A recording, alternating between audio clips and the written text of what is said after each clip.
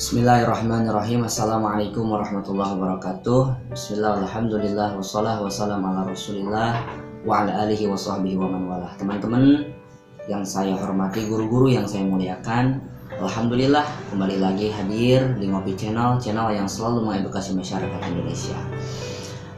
Beberapa hari ke depan kita akan bertemu dengan yang namanya ibadah kurban, ibadah udhiyah. Ada beberapa pertanyaan yang masuk. Yang pertama datang dari teman, apa sih hukum melaksanakan ibadah udhiyah atau ibadah kurban? Simpel jawabannya, dari 4 madhab. Pertama Imam Hanafi, Imam Maliki, Imam Syafi'i, Imam Hambali. Nah, dari keempat madhab ini, satu madhab mengatakan wajib, 3 madhab mengatakan sunnah. Nah, siapa yang mengatakan wajib? Yang mengatakan wajib adalah guru di antara imam madhab, yaitu Imam Hanafi. Imam Hanafi mengatakan al-udhiyah hukmuha wajibatun. Yang namanya kurban itu hukumnya adalah wajib. Akan tetapi 3 ulama besar, yakni Imam Malik, Imam Syafi'i, Imam Hambal mengatakan al-udhiyah hukmuha sunnatun muakkadah, yaitu sunnah muakkadah. Jadi jawaban dari soal pertama, pertanyaan yang pertama tadi sudah selesai. Jadi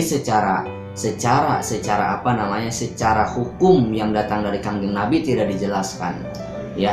Akan tetapi, ya, para ulama mazhab 4 tadi sudah menjelaskan, yakni hukumnya wajib menurut Imam Hanafi dan sunnah menurut Imam Malik, Imam Syafi'i, dan Imam Hambal.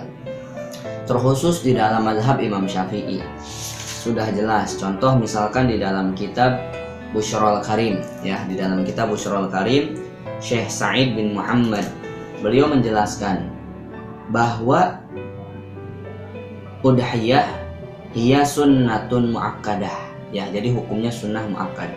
Wala tajibu illa binazri, nggak wajib di dalam madhab Imam Syafi'i, nggak wajib seseorang melaksanakan ibadah kurban, ya, illa binazri, kecuali dia nazar. Maksudnya apa? Contoh, kalau saya sembuh dari COVID, maka saya nanti tanggal 10 Dzulhijjah akan mengeluarkan satu hewan kurban. Maka hukumnya berubah, bukan lagi sunnah muakkad, bukan lagi sunnah kifayah, tapi hukumnya menjadi wajib bagi orang tersebut karena kurbannya bukan kurban sunnah, tapi kurbannya kurban wajib. Kenapa dikatakan kurban wajib? Karena beliau itu bernazar, berjanji dengan ucapannya ketika dia sembuh dari COVID atau penyakit lainnya, maka dia akan melaksanakan ibadah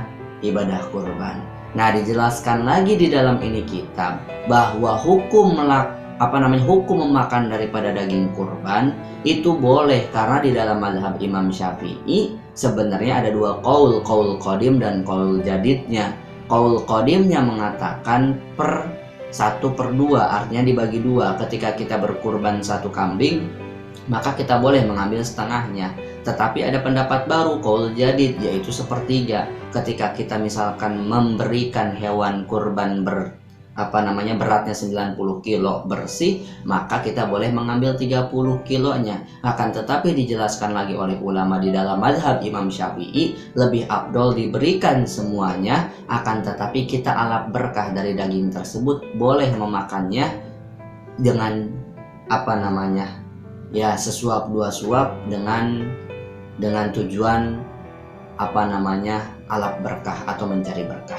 Nah, akan tetapi hukum makan tersebut itu pun berubah lagi ketika memang kurbannya adalah kurban yang nazar, yang wajib tadi. Maka hukum memakannya menjadi haram, karena itu semuanya milik daripada mustahik kurban, atau mustahik itu orang yang berhak menerima kurban dan dia tidak berhak makan.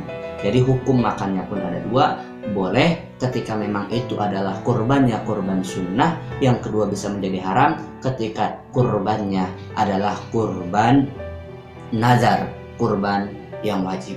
Pertanyaan ketiga dari teman, apa hukum, apa itu namanya menjual kulit kurban? Maka sepakat para alimin ulama, hukum menjual itu adalah haramun, haram, nggak boleh. Kalau panitia kemudian menguliti kambing, menguliti sapi, datang bandar, dijual, uangnya diberikan kopi, diberikan rokok dan lain sebagainya, itu tidak diperbolehkan, karena ada satu hadis Nabi Shallallahu Alaihi Wasallam yang menegaskan, man ba'a jilda udhiyatih fala udhiyatalah. Siapa saja orang yang menjual kulit kurban dengan